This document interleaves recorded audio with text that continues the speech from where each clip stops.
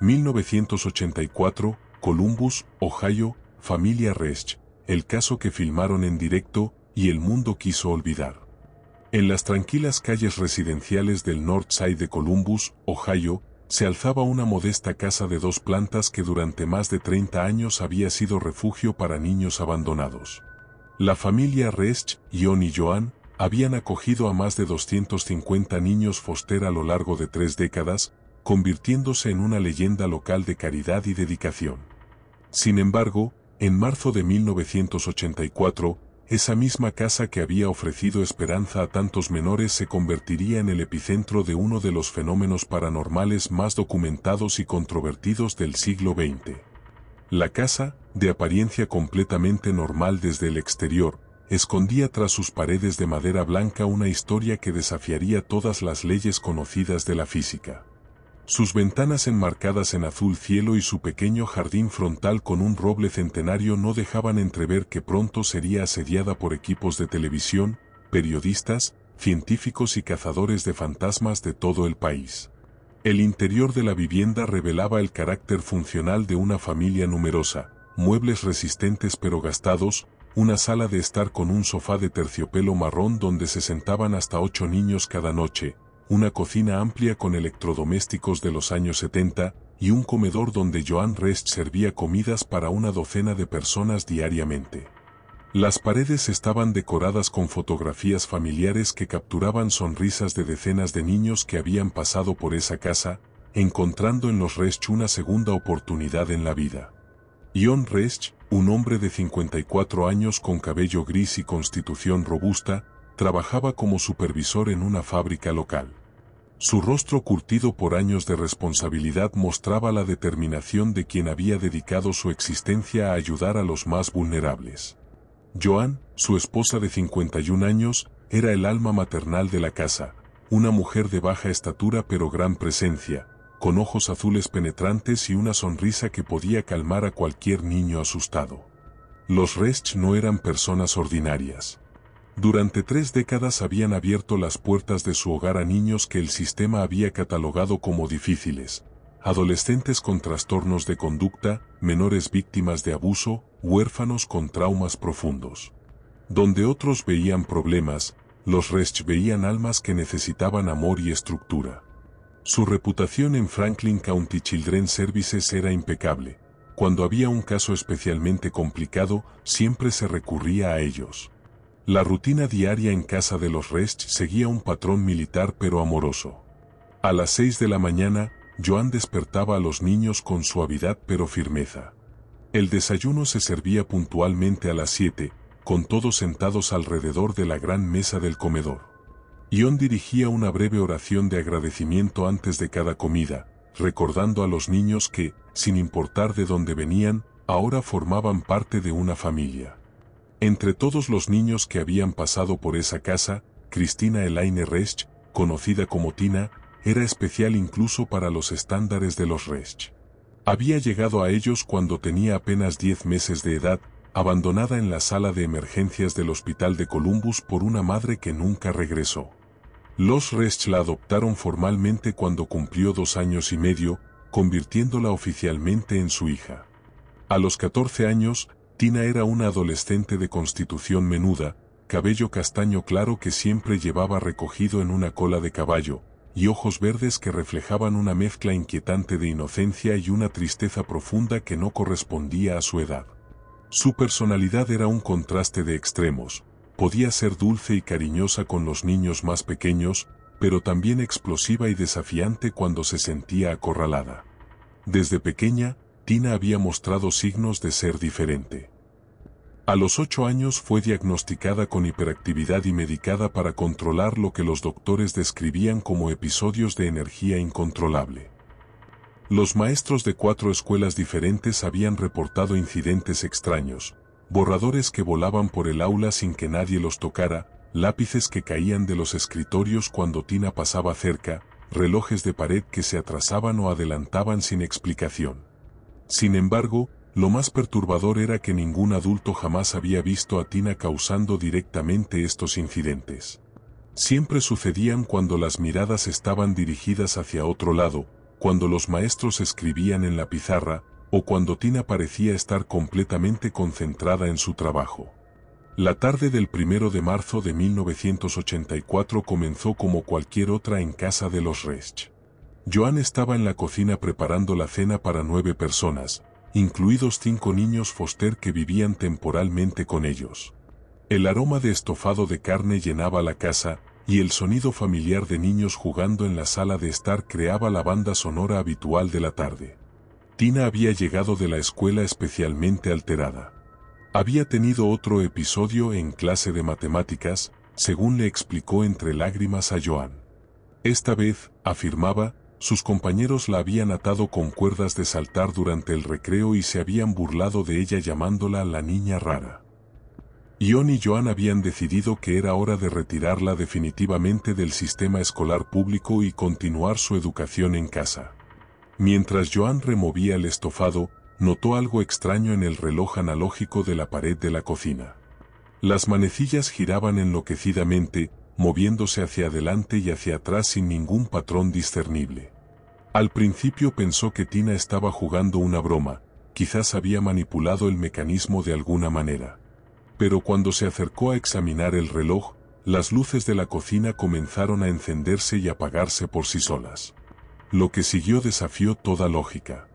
El televisor de la sala se encendió solo, sintonizando diferentes canales sin que nadie tocara el control remoto. El microondas comenzó a funcionar sin que nadie presionara ningún botón, y su zumbido mecánico se mezcló con el sonido del triturador de basura que se había activado espontáneamente. Joan corrió hacia la sala de estar, donde encontró a Tina sentada en el sofá marrón, inmóvil y con los ojos muy abiertos, viendo el televisor que cambiaba de canal sin control. Cuando Tina intentó apagarlo manualmente, la imagen y el sonido persistieron, como si el aparato hubiera desarrollado vida propia. «Tina, ¿qué has hecho?», le preguntó Joan, pero la expresión de terror genuino en el rostro de la adolescente le indicó que ella estaba tan asustada como cualquiera. Ese fue el primer día. Los Resch no tenían idea de que acababan de ser testigos del comienzo de uno de los casos de poltergeist más documentados y controversiales en la historia de lo paranormal. En las siguientes semanas, su hogar se convertiría en un campo de batalla donde las leyes de la física serían puestas a prueba, donde la ciencia se enfrentaría a lo inexplicable, y donde una familia que había dedicado su vida a salvar niños se encontraría luchando por salvar su propia cordura. El fenómeno había comenzado, y Columbus, Ohio, estaba a punto de convertirse en el centro de atención mundial por razones que nadie podría haber imaginado. La historia de los Resch comenzó en 1953, cuando John y Joan decidieron que su misión en la vida sería rescatar a los niños que nadie más quería. Después de tener 5 hijos biológicos, habían descubierto una vocación más profunda: convertirse en el último refugio para menores abandonados, maltratados y olvidados por el sistema. Durante 31 años, 250 niños habían cruzado el umbral de esa casa en Northside. Algunos se quedaban semanas, otros años. Algunos llegaban como bebés abandonados, otros como adolescentes traumatizados que habían agotado todas las opciones de acogida. La casa de los Resch era conocida en Franklin County Children's Services como el lugar donde van los casos imposibles. Ion trabajaba turnos dobles en la fábrica local para mantener económicamente a tantos niños. Joan había abandonado su trabajo como secretaria para dedicarse completamente a su labor maternal. No era una decisión fácil. Cuidar niños traumatizados requería paciencia infinita, recursos limitados y un corazón capaz de amar sin garantías de ser correspondido. La disciplina en casa de los Resch era estricta pero amorosa. Ion creía firmemente en la estructura como forma de sanar las heridas emocionales de los niños. Las reglas eran claras: horarios fijos para las comidas, tareas domésticas asignadas según la edad, toque de queda respetado sin excepciones. Los castigos físicos no eran inusuales en los años 80, y los Resch los aplicaban cuando consideraban necesario, siempre desde la perspectiva de moldear el carácter. Sin embargo, detrás de esa fachada de familia perfecta, había secretos que nadie fuera de esas paredes conocía. La presión de manejar constantemente niños problemáticos había creado tensiones que a veces se manifestaban en formas que los servicios sociales nunca investigaron profundamente. La historia de Tina comenzó el 23 de octubre de 1969, cuando una joven madre la llevó al hospital de Columbus y simplemente desapareció. Los récords médicos indicaban que la madre biológica luchaba contra la adicción a las drogas y era incapaz de mantener un estilo de vida estable. El padre nunca fue identificado. Durante 10 meses, Tina permaneció en el hospital mientras Franklin County Children's Services buscaba infructuosamente rastros de su madre. Era una bebé particularmente inquieta, según las enfermeras. Lloraba más que otros bebés, parecía reaccionar intensamente a los cambios de ambiente, y mostraba signos de lo que los médicos de la época catalogaban como sensibilidad extrema al estrés. Cuando los Resch la recibieron, tenía 10 meses y pesaba menos de lo normal para su edad. Joan recordaba vívidamente el primer día, era tan pequeña, tan frágil. Pero había algo en sus ojos, una intensidad que no era normal en un bebé. Como si ya hubiera visto demasiado del mundo. La adopción formal se completó cuando Tina cumplió 2 años y medio. Para entonces, ya mostraba signos de ser diferente a otros niños. Tenía pesadillas constantes, episodios de llanto inconsolable sin causa aparente, y una tendencia a sentir cosas que otros no percibían. Joan notaba que Tina se inquietaba cuando alguien estaba enfermo en la casa, antes de que aparecieran los síntomas. O cómo se escondía minutos antes de que llegaran visitas inesperadas. A medida que Tina crecía, su comportamiento se volvía más desafiante. A los 6 años, había comenzado a mostrar lo que los psicólogos llamaban conducta disruptiva. En la escuela, los maestros reportaban incidentes extraños, objetos que caían de los escritorios cuando ella pasaba cerca, aparatos electrónicos que se comportaban de manera errática en su presencia, y una capacidad inquietante para predecir eventos menores como simulacros de incendio o visitas sorpresa del director. Los Resch consultaron a múltiples especialistas. A los 8 años, Tina fue diagnosticada oficialmente con trastorno de hiperactividad y se le prescribió medicación para controlar lo que los doctores describían como episodios de energía descontrolada. Sin embargo, la medicación parecía tener efectos mínimos en su comportamiento general. Lo más perturbador para Joan era la forma en que Tina parecía absorber el estrés emocional de otros niños en la casa. Cuando un niño foster llegaba traumatizado, Tina inmediatamente comenzaba a mostrar signos de angustia, como si estuviera sintiendo el dolor ajeno. Joan había notado este patrón durante años, pero ningún profesional había podido explicárselo. A los 12 años, Tina le confesó a sus padres adoptivos algo que cambiaría para siempre la dinámica familiar. Uno de sus hermanos foster la había estado molestando sexualmente durante meses. Cuando Joan y John confrontaron a Tina sobre estos alegatos, su reacción fue abofetearla y acusarla de inventar historias terribles para conseguir atención. Esta traición de confianza creó una fisura profunda en la relación de Tina con sus padres adoptivos. Se volvió más retraída, más desafiante, y comenzó a mostrar señales de lo que ahora se reconocería como estrés postraumático. Los incidentes extraños en la escuela se intensificaron. En los meses previos a marzo de 1984, la vida en casa de los Resch había desarrollado una rutina aparentemente normal pero cargada de tensión subyacente.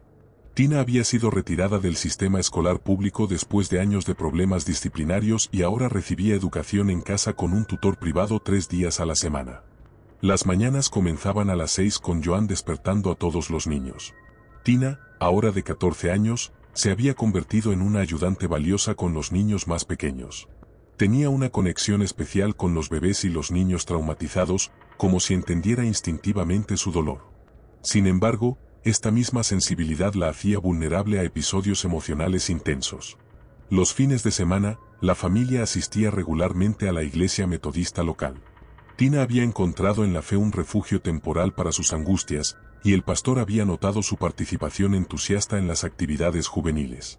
Sin embargo, incluso en la iglesia ocurrían incidentes menores, luces que parpadeaban cuando ella estaba especialmente emocionada durante los himnos, o el sistema de sonido que desarrollaba interferencias inexplicables. John había comenzado a sospechar que Tina era responsable de estos incidentes, pero nunca había logrado encontrar evidencia definitiva.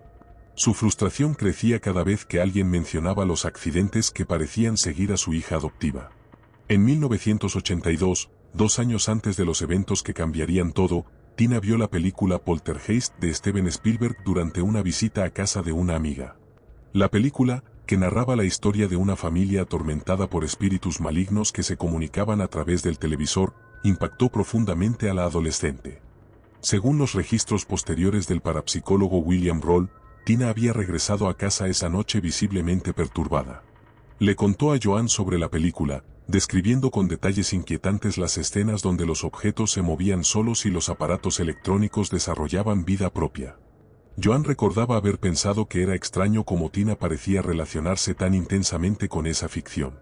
En las semanas siguientes a ver la película, Tina comenzó a reportar sensaciones extrañas en la casa. Decía sentir presencias invisibles en su habitación, escuchar voces susurrantes cuando estaba sola, y percibir cambios de temperatura que nadie más notaba. Los Resch atribuyeron esto a la impresión que la película había causado en una mente adolescente ya de por sí sensible. Sin embargo, retrospectivamente, muchos investigadores considerarían esta exposición a poltergeist como el momento en que la mente subconsciente de Tina comenzó a procesar sus traumas de una manera que pronto se manifestaría en el mundo físico de formas que nadie podría haber anticipado. Durante los meses de enero y febrero de 1984, los incidentes menores en casa de los Resch se habían vuelto más frecuentes, pero seguían siendo lo suficientemente sutiles como para ser ignorados o explicados. Joan notaba que los electrodomésticos parecían funcionar mal con más frecuencia. La lavadora se detenía sin razón, el televisor cambiaba de canal ocasionalmente, y las luces de algunas habitaciones parpadeaban de manera intermitente. Tina había comenzado a quejarse de dolores de cabeza intensos y malestares estomacales que parecían no tener causa médica. Los doctores no encontraban nada físicamente malo con ella, pero Joan notaba que estos síntomas coincidían con los días en que los aparatos eléctricos se comportaban de manera más errática. Los otros niños Foster en la casa también habían comenzado a reportar pesadillas más frecuentes y sensaciones de no estar solos en sus habitaciones. Un niño de 6 años le dijo a Joan que la casa hacía ruidos diferentes por las noches, como si estuviera respirando. El 28 de febrero de 1984, exactamente 2 días antes del primer incidente mayor, Tina tuvo una confrontación particularmente intensa con Joan. Había llegado a casa alterada de una de sus últimas visitas a la escuela pública, donde sus compañeros habían intensificado el acoso. Joan, agotada por años de lidiar con el comportamiento problemático de Tina, perdió la paciencia y le gritó que si no podía comportarse como una niña normal, tal vez debería buscar otro lugar donde vivir. Esa noche, Tina no bajó a cenar y se encerró en su habitación. Joan recordaría más tarde que toda la casa se sintió diferente esa noche, como si hubiera una electricidad en el aire que ponía a todos nerviosos. Nadie en casa de los Resch sabía que estaban a punto de convertirse en protagonistas de uno de los casos paranormales más documentados y controvertidos del siglo XX.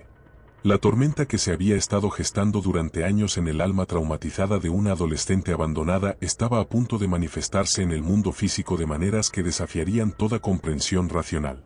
El 1 de marzo estaba a solo 2 días de distancia, y con él llegaría el comienzo de un fenómeno que atraería la atención de científicos, periodistas, escépticos y creyentes de todo el mundo hacia una modesta casa en Northside de Columbus, Ohio.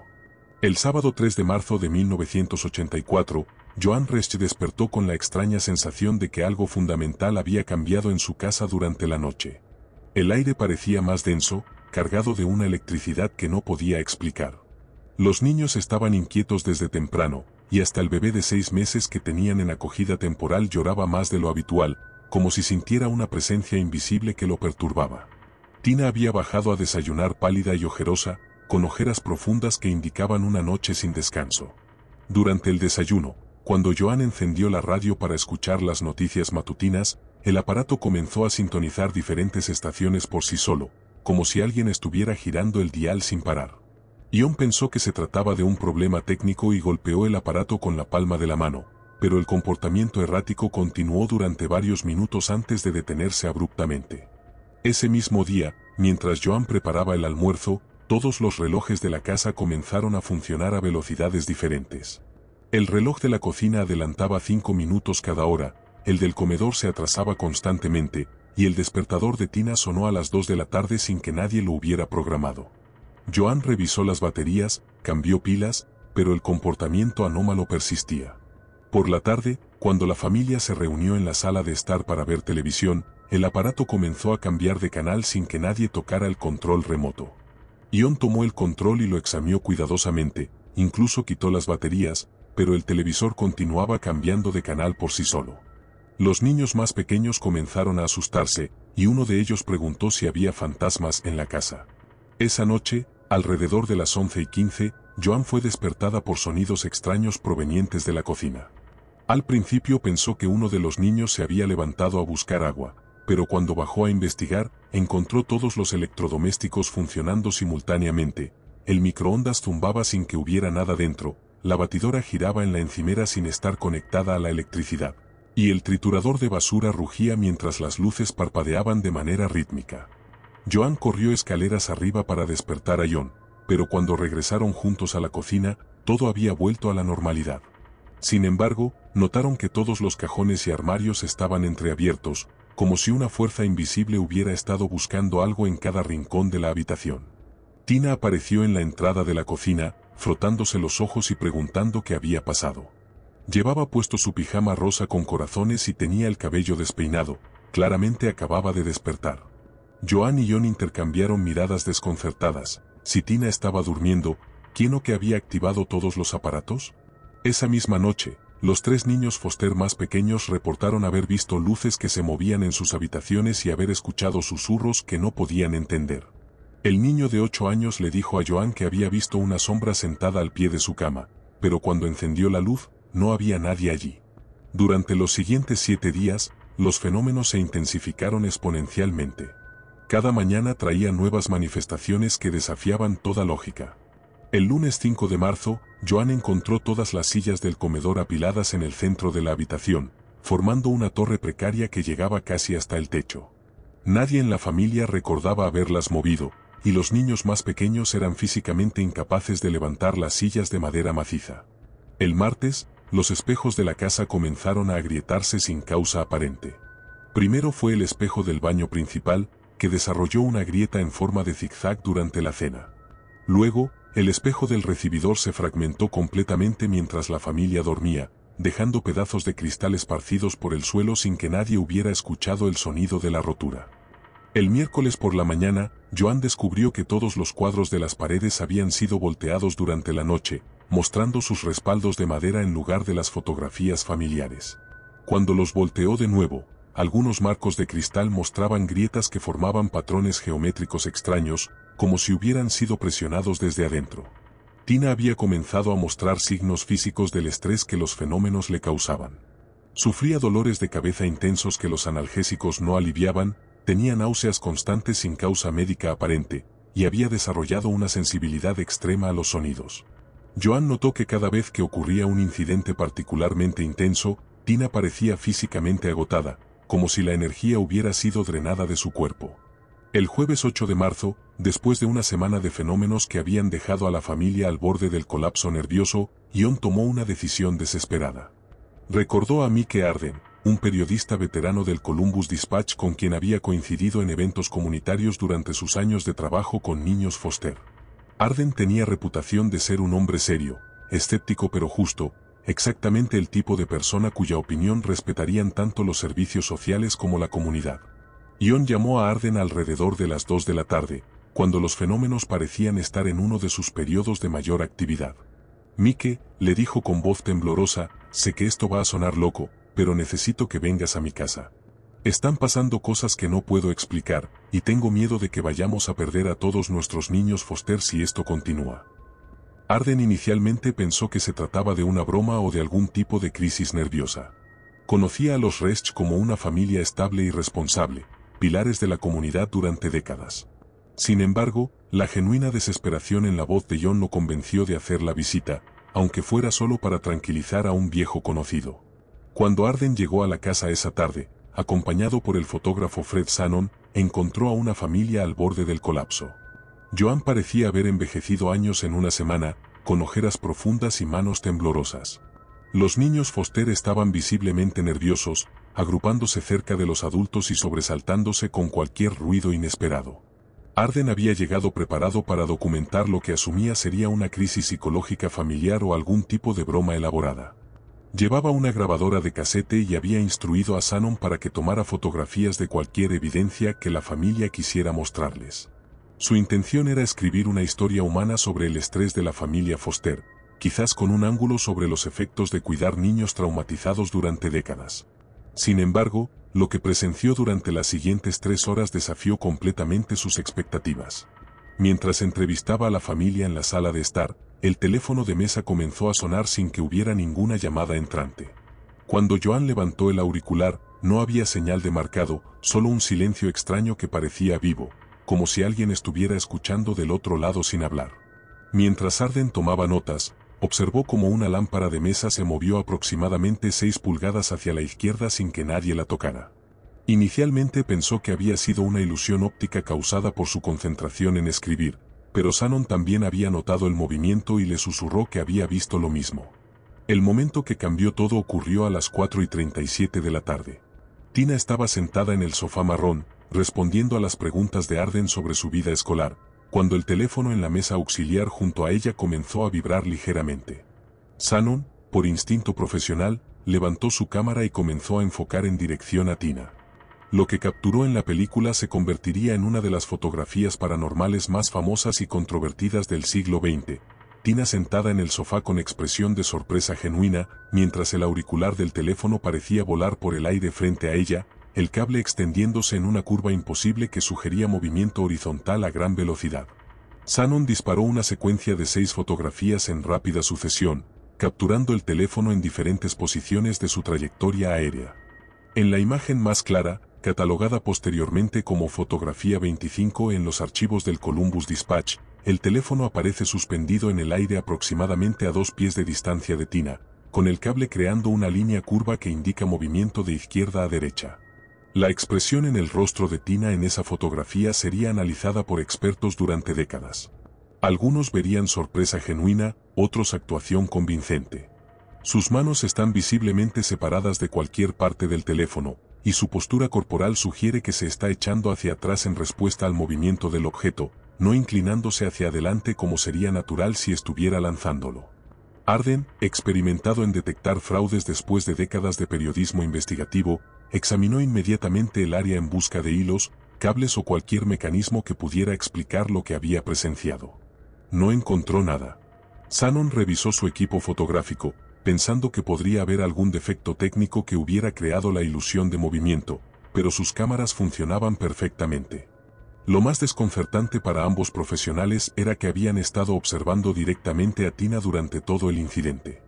Ni Arden ni Shannon habían visto el momento exacto en que el teléfono comenzó a moverse, simplemente habían notado que ya estaba en movimiento cuando dirigieron su atención hacia él. La reacción inmediata de la familia Resch fue una mezcla de alivio y terror. Por un lado, finalmente tenían testigos creíbles de los fenómenos que habían estado experimentando durante más de una semana. Por otro lado, la realidad de que los incidentes fueran lo suficientemente intensos como para ser fotografiados hizo que la situación se sintiera más real y amenazante. Joan rompió en llanto cuando vio las fotografías en la pantalla digital de la cámara de Shannon. ¿Ves?, le dijo a Arden entre sollozos. No estamos locos. Algo está realmente pasando aquí, y no sabemos qué hacer. Joan, tradicionalmente el miembro más racional y controlado de la familia, parecía estar luchando por mantener su compostura. Le dijo a Arden que habían considerado llamar a la policía, pero temían que los servicios sociales interpretaran la situación como evidencia de inestabilidad mental y retiraran a todos los niños foster de su cuidado. Tina, por su parte, parecía aliviada pero también aterrorizada por la atención que sabía que las fotografías atraerían. Le confesó a Arden que había estado sintiendo presiones en su cabeza antes de cada incidente, como si algo estuviera tratando de salir de su interior. No sé qué está pasando, le dijo con voz temblorosa. Pero puedo sentir cuando va a ocurrir algo. Es como si hubiera electricidad en el aire, y luego todo se vuelve loco. Después de presenciar varios incidentes adicionales durante su visita de 3 horas, Arden se enfrentó a una decisión profesional y ética compleja. Por un lado, había documentado fenómenos que no podía explicar racionalmente, respaldados por fotografías claras tomadas por un fotógrafo profesional experimentado. Por otro lado, publicar esta historia podría exponer a una familia ya vulnerable al escrutinio público y potencialmente dañar su capacidad de continuar su trabajo con niños foster. Arden decidió proceder con cautela. Acordó con los Resch que publicaría un artículo inicial presentando los hechos de manera objetiva, sin sensacionalismo, y que incluiría las fotografías como evidencia de que algo inusual estaba ocurriendo. Su esperanza era que la publicidad atrajera a expertos que pudieran ayudar a la familia a entender y resolver la situación. Lo que Arden no anticipó era el nivel de atención mediática que las fotografías generarían. Cuando el artículo se publicó el viernes 9 de marzo de 1984, Las fotografías fueron inmediatamente distribuidas por Associated Press a periódicos de todo el país. En menos de 24 horas, la niña poltergeist de Columbus se había convertido en noticia nacional. Los teléfonos en casa de los Resch comenzaron a sonar constantemente con llamadas de periodistas, productores de televisión, investigadores paranormales y curiosos. La familia que había buscado ayuda discreta para resolver su crisis se encontró súbitamente en el centro de un circo mediático que estaba completamente fuera de su control. El sábado 10 de marzo, cuando Joan miró por la ventana de su casa y vio la primera de las furgonetas de televisión estacionándose frente a su propiedad, supo que sus vidas habían cambiado para siempre. Los fenómenos paranormales que habían comenzado como una crisis familiar privada estaban a punto de convertirse en uno de los casos más documentados y controvertidos en la historia de lo sobrenatural. La verdadera investigación apenas estaba comenzando, y con ella llegarían científicos, escépticos, creyentes y oportunistas que convertirían la modesta casa de Northside en el escenario de una batalla entre la ciencia y lo inexplicable que duraría semanas y resonaría durante décadas. El lunes 12 de marzo de 1984, la tranquila calle residencial de Northside se había transformado en un campamento mediático. Furgonetas de televisión de Cincinnati, Cleveland, Detroit y Chicago bloqueaban el tráfico. Reporteros con micrófonos y camarógrafos con equipos pesados habían convertido el jardín frontal de los Resch en un estudio improvisado. Los vecinos observaban desde sus ventanas, algunos molestos por la invasión, otros fascinados por el espectáculo que se desarrollaba en su vecindario. Joan Resch se asomó por las cortinas de la sala de estar y contó al menos 15 vehículos de prensa estacionados frente a su casa. El teléfono había sonado más de 100 veces durante el fin de semana, con llamadas de productores de televisión nacional, investigadores paranormales de universidades prestigiosas y curiosos de todo el país que habían visto las fotografías en los periódicos. Los niños Foster más pequeños estaban aterrorizados por la multitud. El bebé de 6 meses lloraba constantemente, perturbado por el ruido constante y la tensión palpable en la casa. Los servicios sociales ya habían llamado 3 veces para expresar su preocupación por el bienestar de los menores en un ambiente tan caótico. John había tomado días libres en la fábrica para manejar la situación, pero se sentía completamente desbordado. Nunca había imaginado que buscar ayuda para su crisis familiar los expondría a este nivel de escrutinio público. La ironía era cruel. Los fenómenos paranormales que habían estado buscando resolver ahora parecían menos amenazantes que el circo mediático que los rodeaba. Entre las docenas de llamadas del fin de semana, una había capturado particularmente la atención de los Resch. El Dr. William Roll, parapsicólogo de la Universidad de West Georgia y uno de los investigadores más respetados en el campo de los poltergeist, había contactado personalmente a la familia para ofrecer su ayuda profesional. Roll tenía 57 años y más de 3 décadas de experiencia investigando fenómenos paranormales. Había sido presidente de la Asociación Parapsicológica y había acuñado el término psicoquinesis espontánea recurrente para describir científicamente los casos de poltergeist. Su reputación era impecable, un investigador riguroso que aplicaba métodos científicos estrictos y que había debunqueado más casos fraudulentos de los que había validado. El martes 13 de marzo, Roll llegó a Columbus acompañado por un asistente y equipado con instrumentos de medición científica, detectores de campos electromagnéticos, cámaras de alta velocidad, grabadoras de audio ultrasonibles y termómetros digitales precisos. Su objetivo era documentar meticulosamente cualquier fenómeno que ocurriera y aplicar análisis científico riguroso para determinar si los eventos tenían causas naturales o representaban algo genuinamente anómalo. La primera impresión de Roll al conocer a la familia fue que estaban experimentando estrés genuino y no parecían estar participando en ningún tipo de engaño consciente. Joan mostraba signos clásicos de agotamiento emocional, John parecía desesperado por encontrar soluciones racionales, y Tina exhibía síntomas físicos consistentes con lo que Roll había observado en otros casos auténticos de RSPK, dolores de cabeza, náuseas y una sensibilidad extrema al estrés. Durante su primera semana en la casa, Roll documentó meticulosamente cada incidente anómalo. Entre el 13 y el 20 de marzo, registró más de 70 eventos que no pudo explicar mediante causas naturales conocidas. Su diario de investigación, que posteriormente se convertiría en evidencia clave en el caso, describía fenómenos que escalaban en intensidad y frecuencia. El miércoles 14 de marzo, Roll presenció lo que catalogó como el evento más dramático hasta esa fecha. Mientras entrevistaba a Tina en la sala de estar, con cámaras rodando y equipos de medición activos, Observó 15 movimientos de objetos y 5 sonidos inexplicables en un periodo de 52 minutos.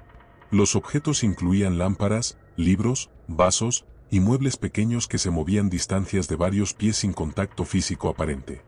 El incidente más impactante ocurrió cuando un cuadro enmarcado en la pared del segundo piso se desprendió y cayó mientras Tina estaba en la planta baja siendo entrevistada.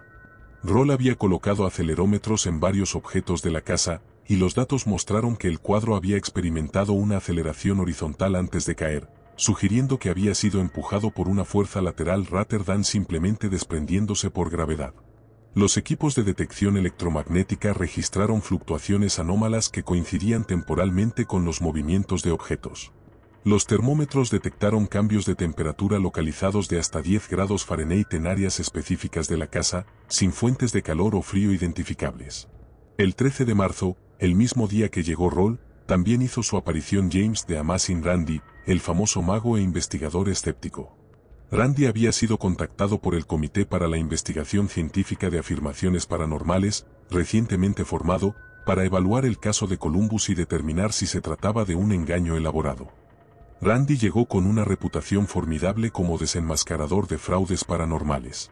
Su desafío del $1.000.000 ofrecía un premio de $1.000.000 a cualquiera que pudiera demostrar habilidades paranormales bajo condiciones controladas.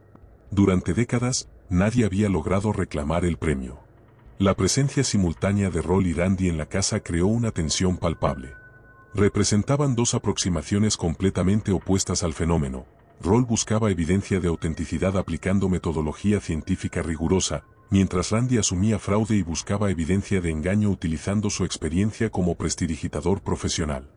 Randi llegó acompañado por 2 asistentes y equipado con cámaras de alta velocidad diseñadas específicamente para detectar trucos de manos y manipulaciones sutiles. Su estrategia era observar continuamente a Tina desde múltiples ángulos, esperando capturarla en el acto de crear artificialmente los fenómenos. El momento más controvertido del caso ocurrió el 15 de marzo, cuando un equipo de televisión de WTVN-TV dejó accidentalmente una cámara funcionando mientras empacaban su equipo después de una sesión de filmación. El camarógrafo, Drew Abbal, había dirigido la cámara hacia una mesa en la sala de estar donde había una lámpara, esperando capturar algún movimiento anómalo. Lo que la cámara registró fue a Tina, aparentemente creyendo que no estaba siendo observada, alcanzando hacia la lámpara y tirándola hacia ella mientras simultáneamente se echaba hacia atrás y emitía sonidos de sorpresa fingida. El vídeo mostraba claramente a Tina creando artificialmente un fenómeno que minutos antes había sido atribuido a actividad poltergeist. Cuando el vídeo fue reproducido esa misma noche en las noticias locales, causó una sensación inmediata. Los escépticos lo proclamaron como evidencia definitiva de que todo el caso era un engaño elaborado perpetrado por una adolescente en busca de atención. Los medios nacionales que habían estado cubriendo la historia como un misterio genuino se sintieron engañados y comenzaron a retirar su cobertura. La reacción de Tina cuando fue confrontada con el vídeo fue compleja y reveladora. Inicialmente negó haber creado intencionalmente el incidente, pero cuando la evidencia se volvió irrefutable, cambió su historia. Admitió haber manipulado esa lámpara específica, pero insistió en que lo había hecho solo para conseguir que los reporteros se fueran de su casa. Estaba cansada de todas las cámaras, le dijo a Roll entre lágrimas. Solo quería que nos dejaran en paz. El vídeo de WTVN creó una crisis de credibilidad que amenazó con destruir completamente la legitimidad del caso. Los Rest se sintieron traicionados por Tina y cuestionaron si todos los fenómenos que habían presenciado durante semanas habían sido elaborados engaños. Joan confrontó directamente a su hija adoptiva, exigiendo saber si había estado mintiendo durante todo el tiempo. Sin embargo, Roll y otros investigadores señalaron que el hecho de que Tina hubiera creado artificialmente un incidente no invalidaba automáticamente todos los demás eventos documentados. Roll había estado observando a Tina continuamente durante varios días y había presenciado fenómenos que parecían genuinamente anómalos, incluyendo incidentes que ocurrieron cuando ella estaba durmiendo o fuera de la casa. Mike Arden, el periodista original que había iniciado la cobertura mediática, también defendió la autenticidad de al menos algunos eventos. En una entrevista posterior, explicó que había presenciado fenómenos durante su primera visita que eran imposibles de explicar como trucos de prestidigitación, especialmente considerando que no había ido a la casa esperando encontrar actividad paranormal. Randi, por su parte, Proclamó victoria y declaró que el vídeo demostraba lo que había sospechado desde el principio, que toda la situación era un engaño perpetrado por una adolescente perturbada en busca de atención, posiblemente con la complicidad inconsciente de su familia. A pesar de la controversia generada por el vídeo, las investigaciones oficiales se intensificaron en lugar de detenerse. La policía de Columbus había asignado detectivos para investigar si se estaba cometiendo algún fraude público. El Departamento de Servicios Sociales de Franklin County había enviado trabajadores sociales para evaluar el bienestar de los niños foster en el hogar. Los investigadores médicos también se involucraron. Tina fue sometida a una batería de exámenes neurológicos en el Hospital Infantil de Columbus. Los resultados revelaron una anomalía en el tronco cerebral y condujeron a un diagnóstico de síndrome de Tourette, una condición neurológica que Roll hipotetizó podría manifestarse psíquicamente como RSPK. Los datos electromagnéticos recopilados por Roll fueron analizados por físicos de la Universidad Estatal de Ohio. Encontraron patrones anómalos que no podían explicar mediante fuentes electromagnéticas conocidas en el área. Las fluctuaciones coincidían temporalmente con los eventos reportados y mostraban características que no eran consistentes con interferencia de equipos electrónicos domésticos. Una de las hipótesis más intrigantes desarrolladas durante la investigación fue la conexión con fenómenos geomagnéticos. Roll había notado que los eventos más intensos coincidían con una tormenta magnética que había atravesado la atmósfera terrestre durante los días 1 al 3 de marzo de 1984, exactamente cuando comenzaron los fenómenos. Michael Persinge, neurocientífico de la Universidad Laurentian, había investigado las correlaciones entre la actividad geomagnética y los fenómenos paranormales reportados. Sus estudios sugerían que las fluctuaciones en el campo magnético terrestre podían afectar la actividad del lóbulo temporal del cerebro, potencialmente desencadenando experiencias anómalas en individuos neurológicamente susceptibles. La hipótesis era que Tina, con su anomalía del tronco cerebral y predisposición neurológica, podría haber sido particularmente sensible a las fluctuaciones geomagnéticas. La tormenta magnética podría haber actuado como un catalizador que desencadenó o amplificó cualquier capacidad psicoquinética latente que pudiera poseer. A medida que la investigación progresaba y la presión mediática se intensificaba, los fenómenos que ocurrían en presencia de investigadores se volvieron más violentos y directamente amenazantes hacia Tina. Roll documentó incidentes en los que objetos parecían ser lanzados específicamente hacia la adolescente, como si una fuerza invisible estuviera expresando hostilidad hacia ella. El incidente más aterrador ocurrió el 18 de marzo, cuando un cuchillo de cocina se desprendió de un soporte magnético en la pared y voló a través de la cocina, incrustándose en la pared a solo 6 pulgadas de donde Tina estaba parada. El cuchillo había viajado una distancia de aproximadamente 8 pies y había penetrado la pared de yeso con suficiente fuerza como para requerir herramientas para extraerlo. Una mesa pesada del comedor se volcó violentamente mientras Tina estaba sentada junto a ella, atrapándola brevemente contra el suelo. Roll y 2 asistentes presenciaron el incidente y requirieron la fuerza combinada de los 3 para levantar la mesa y liberar a Tina, quien resultó con contusiones menores pero estaba visiblemente aterrorizada. Estos incidentes violentos parecían correlacionarse con el aumento del estrés emocional de Tina. Joan notó que los fenómenos más agresivos ocurrían después de confrontaciones familiares o durante periodos de intensa presión mediática. Era como si la supuesta entidad poltergeist estuviera respondiendo a las emociones de la adolescente con violencia creciente. La presión constante de la investigación, la cobertura mediática y los fenómenos cada vez más violentos comenzaron a fracturar la estructura familiar de los Resch. Joan había movido temporalmente a los 3 niños foster más pequeños a otros hogares para protegerlos del caos, pero esta decisión había generado interrogantes de los servicios sociales sobre la capacidad de la familia para continuar en el programa de acogida. Las relaciones entre John y Joan se tensaron mientras luchaban con interpretaciones diferentes de lo que estaba ocurriendo. John se inclinaba hacia las explicaciones escépticas, especialmente después del vídeo de WTVN, mientras Joan insistía en que había presenciado fenómenos que no podían ser trucos de prestidigitación. Tina se encontraba en el centro de esta tormenta emocional, simultáneamente victimizada por los fenómenos violentos y culpabilizada por su posible papel en crearlos. Los exámenes médicos, las entrevistas constantes y la presión de producir fenómenos para los investigadores la estaban llevando al borde del colapso emocional. El 20 de marzo, después de una semana particularmente intensa de investigación, Tina fue hospitalizada brevemente por agotamiento y deshidratación. Los médicos recomendaron que se redujera drásticamente el nivel de estrés en su ambiente, pero con investigadores, reporteros y escépticos aún rodeando la casa, esto parecía imposible de lograr. La batalla entre la ciencia y lo sobrenatural que se había desarrollado en la modesta casa de Northside había alcanzado un punto de intensidad que amenazaba con destruir no solo la credibilidad del caso, sino también el bienestar de la familia que había buscado ayuda para resolver su crisis. Los próximos días determinarían si los fenómenos de Columbus representaban un avance genuino en la comprensión de la psicoquinesis humana o simplemente otro caso de autoengaño colectivo magnificado por la atención mediática. El 21 de marzo de 1984, después de que los fenómenos violentos alcanzaran un nivel que amenazaba físicamente a Tina, Joan Resch tomó una decisión desesperada. Había perdido la fe en las explicaciones científicas y buscó ayuda en el ámbito espiritual. Contactó al pastor Hines, ministro metodista de su congregación local, quien había conocido a la familia durante más de una década. El pastor Hines era un hombre de 62 años, veterano de la Segunda Guerra Mundial, que había visto suficiente trauma humano como para no descartar automáticamente experiencias que desafiaban la comprensión convencional. Sin embargo, cuando Joan le describió los eventos que habían estado ocurriendo, admitió sentirse completamente fuera de su elemento. En 40 años de ministerio, le dijo a Joan, nunca me he enfrentado a algo así.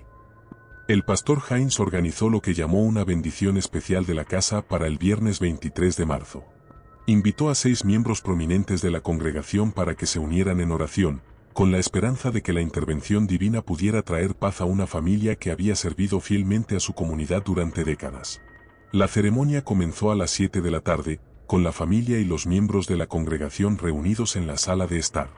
William Roll, quien aún estaba documentando los eventos, recibió permiso para observar desde una distancia respetuosa. El pastor Hines leyó salmos, asperjó agua bendita en cada habitación y dirigió oraciones específicas para la protección de Tina y la purificación del hogar. Durante los primeros 30 minutos de la ceremonia, la casa experimentó lo que todos los presentes describieron como una calma sobrenatural. Los equipos de medición de Roll registraron una estabilización completa de los campos electromagnéticos, y las fluctuaciones de temperatura que habían sido constantes durante semanas se normalizaron completamente. Sin embargo, cuando el pastor Hines colocó sus manos sobre la cabeza de Tina para una bendición individual, ocurrió lo que Roll catalogaría como el evento más dramático e inexplicable de toda la investigación. En el momento exacto en que el pastor Hines comenzó a recitar una oración de protección sobre Tina, todas las luces de la casa se apagaron simultáneamente, aunque los equipos eléctricos de Roll continuaron funcionando con energía de batería. En la oscuridad que siguió, los presentes escucharon sonidos que Roll describió como comparable a una tormenta eléctrica contenida dentro de la casa. Cuando John logró encender luces de emergencia después de aproximadamente 2 minutos de oscuridad total, encontraron que cada objeto religioso en la casa había sido desplazado. Las Biblias familiares estaban esparcidas por el suelo con páginas arrancadas, los crucifijos habían sido arrancados de las paredes, y el agua bendita que el pastor Hines había asperjado parecía haber sido echada hacia atrás contra las paredes en patrones que sugerían una fuerza centrífuga. Tina estaba inconsciente en el suelo, con convulsiones leves que los paramédicos que fueron llamados inmediatamente no pudieron explicar médicamente. Su pulso era regular, su presión arterial normal, pero no respondía a estímulos verbales o físicos. Los médicos de emergencia la transportaron al Hospital Infantil de Columbus, donde permaneció en observación durante 48 horas. El pastor Hines, visiblemente perturbado por lo que había presenciado, admitió posteriormente que el evento había desafiado todo su entrenamiento teológico.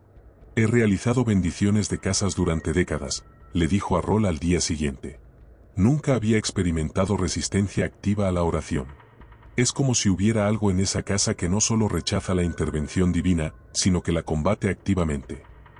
Mientras Tina se recuperaba en el hospital, John recordó que uno de sus vecinos era miembro activo de la Iglesia de Jesucristo de los Santos de los Últimos Días y había mencionado que su fe tenía experiencia específica con lo que llamaban espíritus no cooperativos.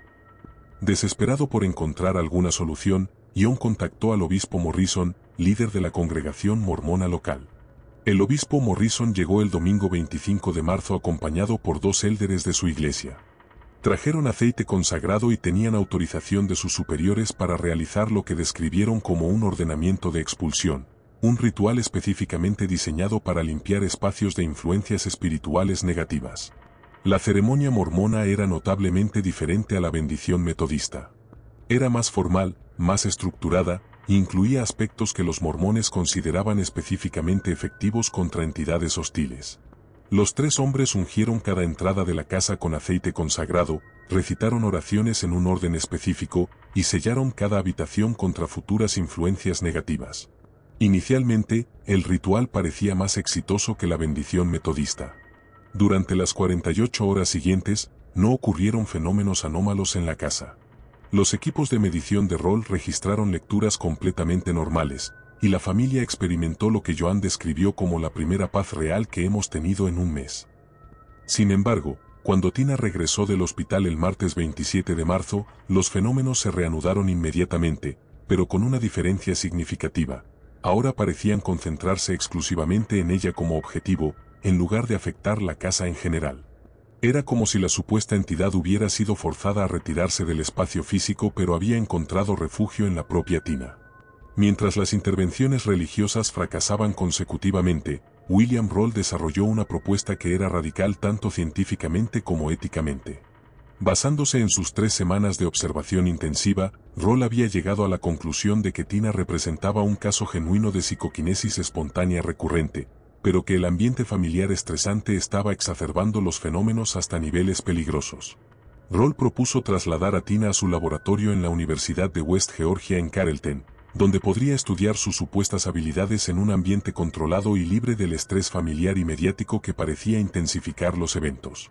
Su hipótesis era que, separada de los factores estresantes de Columbus, los fenómenos se estabilizarían a niveles que permitirían estudio científico riguroso. La propuesta generó controversia inmediata. Los servicios sociales expresaron preocupación sobre permitir que una menor vulnerable fuera trasladada a cientos de millas de distancia para propósitos experimentales. Los escépticos, liderados por James Randi, argumentaron que separar a Tina de su ambiente familiar eliminaría su capacidad de crear los fenómenos artificialmente, probando definitivamente que eran fraudulentos. Joan y John se encontraron divididos sobre la decisión. Joan, agotada por semanas de caos y desesperada por ayudar a su hija, veía la propuesta de Roll como la única oportunidad de obtener respuestas científicas definitivas. John, cada vez más escéptico después del vídeo de WTVN, sospechaba que Roll estaba siendo manipulado por Tina y que el experimento sería una pérdida de tiempo costosa. Tina misma expresó emociones contradictorias sobre la propuesta. Por un lado, estaba desesperada por escapar del ambiente asfixiante de Columbus, donde cada movimiento era analizado y cada incidente la convertía en el centro de atención no deseada. Por otro lado, tenía miedo de estar sola con investigadores en un ambiente desconocido, especialmente considerando que los fenómenos parecían estar volviéndose más violentos y dirigidos específicamente hacia ella. Después de una semana de deliberación y negociación con múltiples agencias, se llegó a un acuerdo. Tina sería trasladada al laboratorio de Roll durante un periodo de prueba de 4 semanas, con supervisión de servicios sociales de Georgia y visitas semanales de un representante de Franklin County Children's Services. El objetivo era determinar definitivamente si Tina poseía habilidades psicoquinéticas genuinas o si todos los fenómenos podían explicarse como fraude o autoengaño. El 3 de abril de 1984, Tina voló a Atlanta acompañada por una trabajadora social y fue trasladada al campus de la Universidad de West Georgia. Roll había preparado un ambiente que esperaba fuera tanto científicamente riguroso como emocionalmente suportivo. Tina tendría su propia habitación en las instalaciones de investigación, con acceso a consejería psicológica y comunicación regular con su familia en Ohio. Los primeros días del experimento fueron decepcionantes para Roll. En el ambiente controlado del laboratorio, con cámaras de alta velocidad monitoreando cada movimiento de Tina desde múltiples ángulos, no ocurrieron fenómenos anómalos significativos. Tina parecía relajada y cooperativa, pero los objetos permanecían obstinadamente inmóviles. Los críticos del experimento, particularmente Randi, proclamaron estos resultados como evidencia definitiva de fraude. Cuando se elimina la capacidad de engañar, declaró Randi en una entrevista telefónica, los supuestos fenómenos paranormales desaparecen. Esto es exactamente lo que esperábamos ver. Sin embargo, Roll continuó el experimento, recordando que en muchos casos auténticos de RSPK, los fenómenos requerían tiempo para manifestarse en nuevos ambientes. Su paciencia fue recompensada el 9º día, cuando comenzaron a ocurrir eventos menores pero documentales. Durante las siguientes 2 semanas en Georgia, Roll documentó aproximadamente 30 incidentes que clasificó como potencialmente anómalos.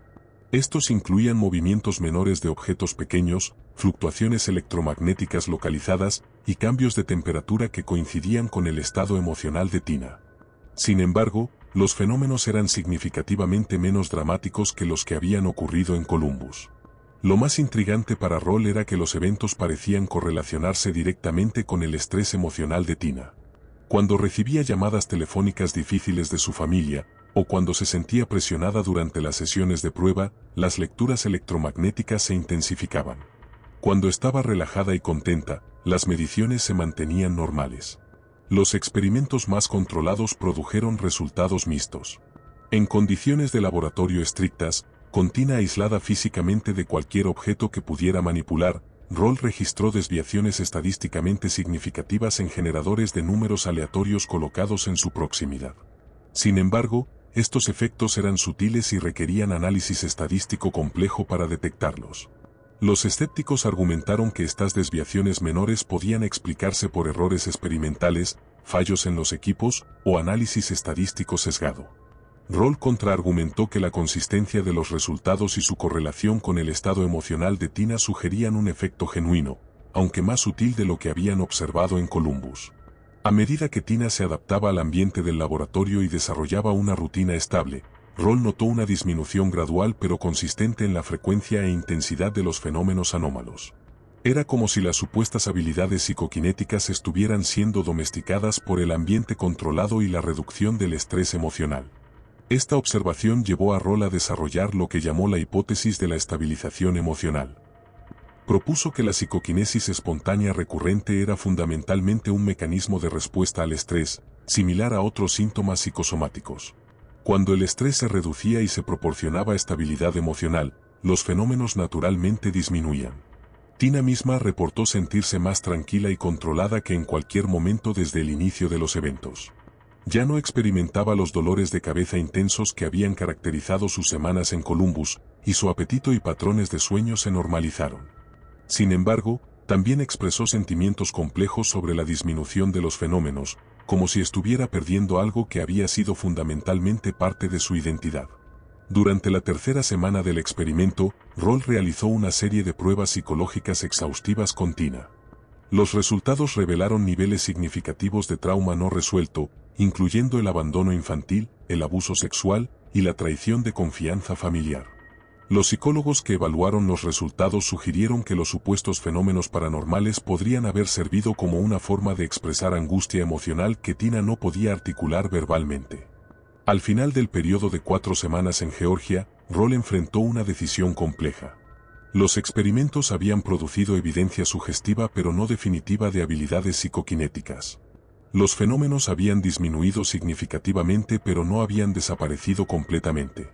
Tina había mostrado mejoras emocionales notables, pero seguía siendo una menor vulnerable que necesitaba estabilidad familiar. Los servicios sociales presionaron para el retorno de Tina a Columbus, argumentando que había estado separada de su familia durante suficiente tiempo.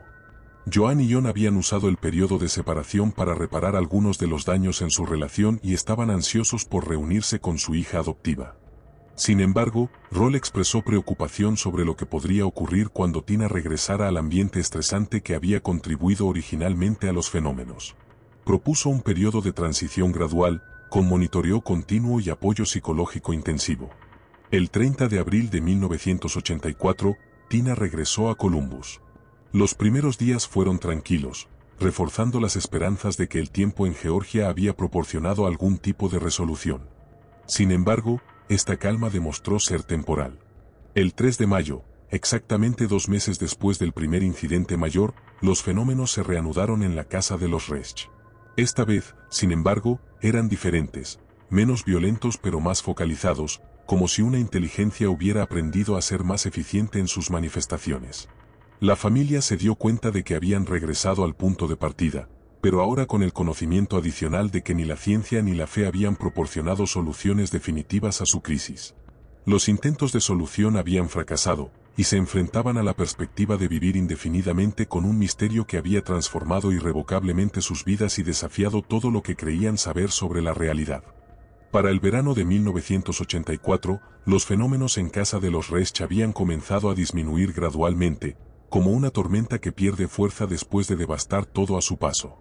Los medios de comunicación habían perdido interés, los investigadores habían regresado a sus universidades con datos contradictorios, y la familia intentaba desesperadamente reconstruir una vida normal de los escombros de su existencia anterior. Sin embargo, el daño ya estaba hecho. Franklin County Children's Services había determinado que el ambiente en casa de los Resch ya no era adecuado para el cuidado de niños foster. Después de 31 años de servicio impecable, la familia que había acogido a más de 250 niños fue efectivamente retirada del programa de acogida. El trabajo que había definido sus vidas durante décadas llegó a su fin no por falta de dedicación, sino por circunstancias que aún no podían explicar completamente. Joan Resch nunca se recuperó del trauma de esos meses. La mujer que había sido el corazón maternal de una familia extendida se volvió reclusa, desarrollando lo que los médicos diagnosticaron como trastorno de estrés postraumático.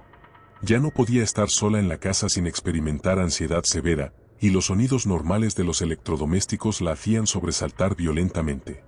Ion, por su parte, se sumergió en el trabajo como mecanismo de supervivencia emocional. Tomó turnos dobles en la fábrica, cualquier cosa para evitar estar en la casa durante las horas del día cuando los fenómenos habían sido más activos. Su fe en el orden racional del mundo había sido profundamente sacudida, y nunca volvió a hablar públicamente sobre los eventos, ni siquiera con familiares cercanos. Para Tina, ahora de 15 años, el fin de los fenómenos paranormales marcó el comienzo de una espiral descendente que la llevaría a una tragedia aún mayor. La atención mediática la había convertido en una figura pública reconocible, pero no de la manera que cualquier adolescente desearía. En la escuela y en la comunidad, era conocida como la niña Poltergeist, un apodo que la seguiría durante años. En 1986, a los 16 años, Tina huyó de casa con James Bennett, un hombre mayor que prometía rescatarla de su ambiente familiar traumático. Lo que inicialmente parecía una escapada romántica se convirtió rápidamente en una relación abusiva que duraría varios años. Bennett la controlaba física y emocionalmente, aislándola de cualquier sistema de apoyo y sometiéndola a violencia doméstica regular. El matrimonio con Bennett produjo una hija, Amber Boyer, nacida en 1989. Por un breve periodo, la maternidad parecía ofrecer a Tina una oportunidad de estabilidad y propósito. Sin embargo, la relación abusiva continuó, y eventualmente Tina logró escapar con su hija pequeña. La tragedia definitiva ocurrió en abril de 1992, cuando Amber, ahora de 3 años, fue encontrada muerta en circunstancias que llevaron a la acusación de Tina por asesinato. Tina insistía en su inocencia, afirmando que había dejado a Amber bajo el cuidado de su novio de entonces, David Erin, quien también fue acusado en conexión con la muerte de la niña. El juicio se convirtió en otro circo mediático, con reportes sensacionalistas que inevitablemente mencionaban los eventos paranormales de 1984. Los titulares de los periódicos proclamaban la niña Poltergeist acusada de asesinato, vinculando para siempre los 2 episodios más traumáticos de la vida de Tina. En 1994, Tina fue condenada por asesinato en segundo grado y sentenciada a cadena perpetua. Fue trasladada al Centro Correccional McRae en Georgia, donde permanece encarcelada hasta el día de hoy. Ha mantenido consistentemente su inocencia en la muerte de su hija, pero múltiples apelaciones han sido denegadas. Durante sus años en prisión, ahora usando su nombre completo Christina Boyer, Tina ha sido objeto de varios documentales y artículos investigativos que cuestionan su condena. Algunos investigadores han sugerido que fue víctima de un sistema judicial que fue influenciado por su notoriedad previa y por prejuicios sobre su pasado paranormal. William Roll, hasta su muerte en 2012, mantuvo que Tina había sido víctima de una injusticia judicial. En 2004, colaboró con la escritora Valerie Storey en un libro titulado Unleashed, of Poltergeists and Murder, The Curious Story of Tina Resch, en el cual argumentaba que Tina poseía habilidades telequinéticas genuinas y que era inocente en la muerte de Amber. El fotógrafo holandés Han Banning, después de tomar retratos de prisioneros en la prisión donde estaba Tina, se interesó en su caso y creó un podcast investigativo para la radio pública holandesa, argumentando que no había recibido un juicio justo. Sin embargo, todos los esfuerzos legales para obtener su libertad condicional han fracasado hasta la fecha. A pesar del trágico destino personal de Tina, el caso de Columbus continúa siendo estudiado por parapsicólogos y científicos interesados en fenómenos anómalos. Las más de 1000 páginas de documentación recopiladas por William Roll, incluyendo fotografías, grabaciones de audio, lecturas de instrumentos y testimonios de testigos, representan uno de los archivos más completos jamás compilados sobre un supuesto caso de poltergeist. Los análisis posteriores de los datos electromagnéticos recopilados durante la investigación han revelado patrones que algunos científicos consideran consistentes con campos de energía anómalos. Michael Persinge, el neurocientífico que había propuesto la conexión con tormentas geomagnéticas, continuó desarrollando teorías sobre cómo las fluctuaciones electromagnéticas podrían interactuar con neurología humana susceptible para producir efectos psicoquinéticos. La teoría más aceptada entre los investigadores que creen en la autenticidad del caso es que Tina representaba un ejemplo raro de lo que Roll denominó psicoquinesis espontánea recurrente asociada con trauma psicológico severo. Según esta hipótesis, el estrés emocional extremo en individuos neurológicamente predispuestos puede manifestarse ocasionalmente como efectos físicos que desafían la comprensión científica actual. Los escépticos, liderados por las investigaciones de James Randi, mantienen que todo el caso puede explicarse como una combinación de fraude consciente por parte de Tina, autoengaño por parte de la familia, interpretación sesgada de eventos normales por parte de investigadores que querían creer en lo paranormal. Señalan el vídeo de WTVN como evidencia definitiva de que Tina era capaz y dispuesta a crear fenómenos artificialmente. El caso de Columbus tuvo un impacto profundo en el campo de la parapsicología, tanto positivo como negativo. Por un lado, proporcionó uno de los casos más documentados en la historia del campo, con múltiples tipos de evidencia recopilados por investigadores con credenciales científicas impecables. Por otro lado, las controversias sobre la autenticidad del caso reforzaron las críticas sobre la metodología parapsicológica y la susceptibilidad del campo al autoengaño. La carrera de William Roll fue significativamente afectada por su asociación con el caso. Mientras que algunos colegas lo respetaban por su rigor científico y su voluntad de investigar fenómenos controvertidos, otros cuestionaban su objetividad y su tendencia a interpretar datos ambiguos como evidencia de lo paranormal. El caso también influyó en el desarrollo de protocolos más estrictos para la investigación parapsicológica. Los eventos de Columbus demostraron la importancia de la documentación en vídeo continua, el monitoreo desde múltiples ángulos, y la necesidad de controles que prevengan tanto el fraude consciente como la interpretación sesgada de eventos ambiguos. Universidades que habían mostrado interés en establecer programas de parapsicología se volvieron más cautelosas después de la controversia de Columbus. La inversión en investigación paranormal disminuyó significativamente durante los años 80 y 90, en parte debido a casos como este que generaron más preguntas que respuestas. 40 años después de los eventos de 1984, las preguntas fundamentales sobre el caso de Columbus permanecen sin respuesta definitiva. ¿Fueron los fenómenos completamente fraudulentos, como argumentan los escépticos? ¿Representaron un ejemplo genuino de psicoquinesis humana, como creían Roll y otros investigadores? ¿O fue la realidad algo más complejo, una combinación de eventos auténticos y artificiales que desafía las categorizaciones simples? La evidencia física recopilada durante la investigación permanece en los archivos de la Universidad de West Georgia, disponible para investigadores futuros pero aún no resuelta definitivamente. Las fotografías de Fred Shannon continúan siendo analizadas por expertos en imagen, con algunos detectando signos de manipulación y otros insistiendo en su autenticidad. Los testimonios de los testigos también permanecen divididos. Mike Arden, el periodista original, mantuvo hasta su muerte que había presenciado fenómenos que no podían explicarse como trucos de prestidigitación. Otros testigos, sin embargo, se retractaron de sus testimonios originales después de la controversia del vídeo de WTVN. La pregunta más perturbadora que emerge del caso es si la búsqueda de respuestas sobre lo paranormal contribuyó inadvertidamente a la destrucción de una familia vulnerable. Los meses de investigación intensiva, atención mediática y escrutinio público pueden haber exacerbado los problemas psicológicos de Tina en lugar de resolverlos, contribuyendo indirectamente a la espiral descendente que eventualmente llevó a la tragedia de Amber. Hoy en día, la casa en Northside de Columbus es habitada por una familia diferente que reporta no haber experimentado nada inusual. Los Rest se mudaron poco después de que terminaran los fenómenos, incapaces de continuar viviendo en un lugar que había sido transformado de hogar en laboratorio público.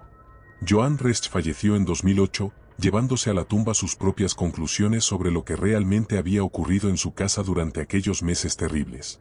Ion murió 5 años después, habiendo hablado públicamente sobre los eventos solo en una ocasión, cuando le dijo a un reportero local que algunas preguntas simplemente no tienen respuestas que los seres humanos puedan entender. El caso de Columbus permanece como un recordatorio incómodo de los límites del conocimiento humano y los peligros de buscar respuestas simples a preguntas complejas.